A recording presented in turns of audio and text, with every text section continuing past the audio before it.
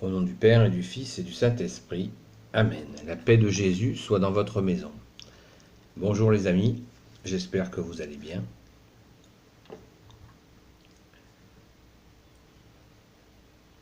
Je vous invite aujourd'hui à réfléchir sur cette notion que l'on entend trop souvent à mon avis, la question des pervers narcissiques.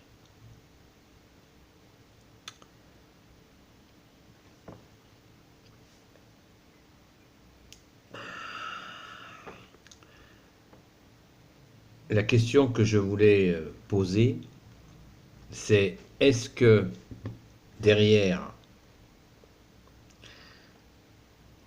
cette appellation,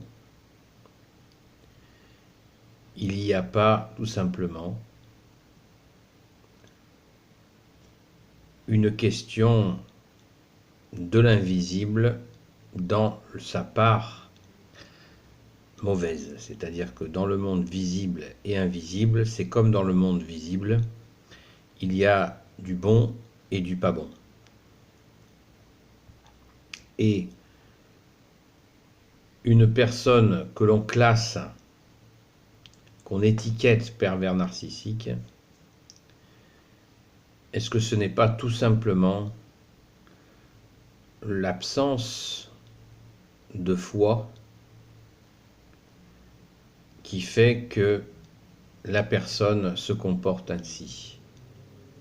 Car quand nous n'avons pas la foi, vous connaissez l'expression, sans foi ni loi. C'est là qu'il y a un problème. Il y a un problème car jamais vous entendrez dans l'évaluation que font les gens de un tel, pervers narcissique, etc. Cette question n'est pas abordée. Comme souvent, le système médiatique ne veut pas parler de la foi catholique. Et on les comprend parce que si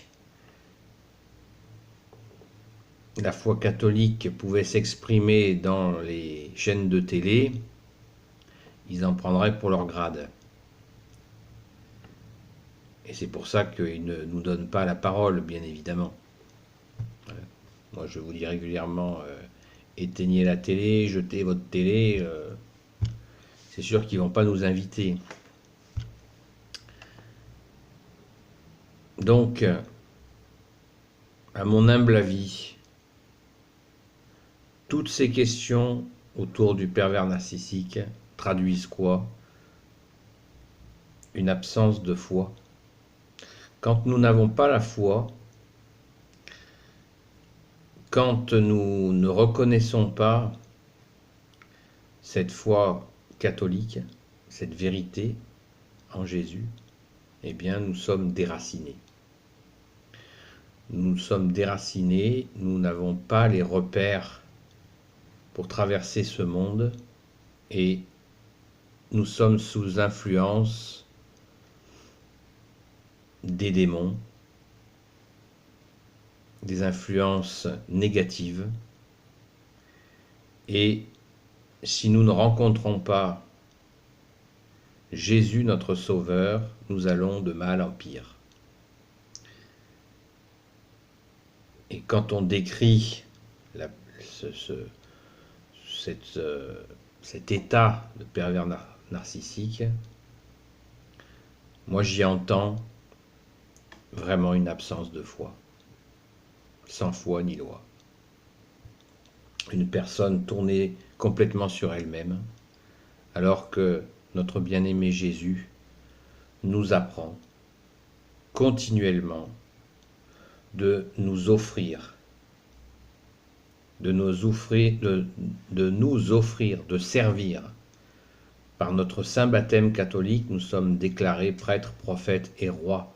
Nous sommes rois, mais rois de service. Nous servons les autres, sans nous oublier, souvent en nous oubliant, mais c'est pour la gloire de Jésus, si nous nous oublions, et Jésus veille à ce que nous soyons toujours remplis de son amour quand nous servons. Donc, de grâce, je vous invite à cesser de vous tourmenter avec ces appellations. Tout cela, la Sainte Église catholique a les réponses de son seul enseignant, notre Seigneur Jésus-Christ. Notre mère Marie a les réponses. Elle est la mère des mères, que nous fêtons d'ailleurs aujourd'hui. Bonne fête à toutes les mamans. Et à la maman des mamans, notre Sainte Mère Marie. Saint Joseph, qui a porté Jésus dans ses bras, a les réponses. Quand nous avançons dans la foi, nous sollicitons constamment les saints pour nous aider. Nous sollicitons les archanges, Saint Michel Archange, qui est comme Dieu, Saint Gabriel Archange, Saint Raphaël Archange et ses anges guérisseurs, les anges qui servent Jésus. Et Jésus lui-même veille, puisqu'il est notre seul maître, à nous faire progresser. Encore faut-il nous ouvrir notre cœur à Jésus. Et je ne pense pas que ça soit en mettant une étiquette pervers narcissique sur quelqu'un que l'on va le faire avancer. Alors vous allez me dire, mais il faut se protéger. La foi catholique nous apprend à prier pour bénéficier de la protection de Jésus lui-même, de Marie, notre mère, de Saint Joseph, de Saint Michel Archange, qui est le protecteur des chrétiens.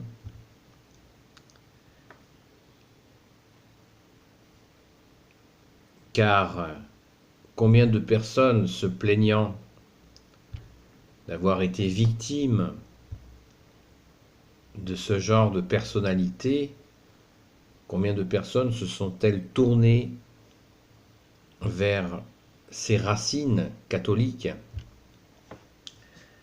2 fois millénaires, qui nous apprennent tout et surtout de vivre dans la paix et d'y voir clair dans nos vies. L'Église est là pour cela, la seule Église que Jésus, qui est Dieu, a voulu. Donc, le remède à cet aspect psychologique, entre guillemets psychologique, c'est la foi. Comme dit Jésus, va, ta foi t'a sauvé, et ne pêche plus. La foi soulève des montagnes. Et la prière nous édifie, elle nous construit, elle nous renforce, elle nous donne des forces. Quand nous allons prendre le corps et le sang de Jésus, nous sommes nourris. Une personne qui est sans foi ni loi, elle est dans une errance à la merci des forces obscures. Quand nous regardons vers Jésus, nous regardons vers le ciel, nous regardons en haut, nous regardons la lumière. Il est la lumière, Jésus est la lumière du monde. Donc tournons-nous vers lui, notre Sauveur. Lui seul a les réponses. On peut aller voir un psychologue, moi je dirais, surtout s'il est catholique, car il va prier pour vous aider à vous construire dans les limites que Jésus fixera. Il faut un cadre, que les choses soient cadrées. Jésus est Dieu avec son Père, notre Père et l'Esprit Saint. C'est là notre secours. Notre secours est dans le nom de Jésus, car il est le nom le plus haut de tous les noms. Et dans le nom de Jésus, tout genou fléchit dans les cieux, sur la terre et sous la terre.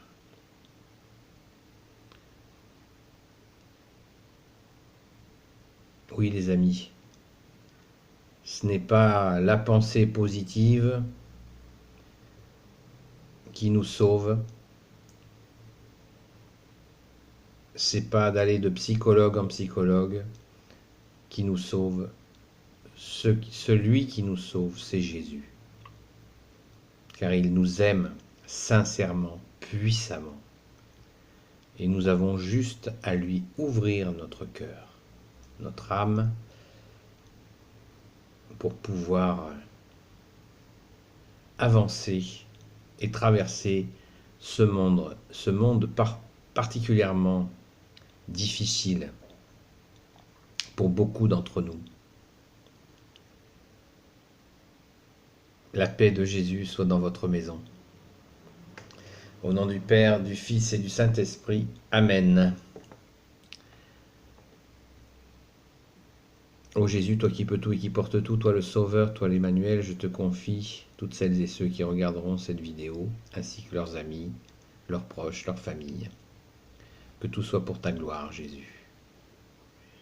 Maman Marie, Reine des cieux, toi l'Immaculée Conception, Saint Joseph, Sainte Marie-Madeleine, Saint Michel Archange, Saint Gabriel Archange et tes anges guérisseurs, et vous tous les anges qui servez Jésus, je vous confie toutes celles et ceux qui regarderont cette vidéo. À bientôt les amis!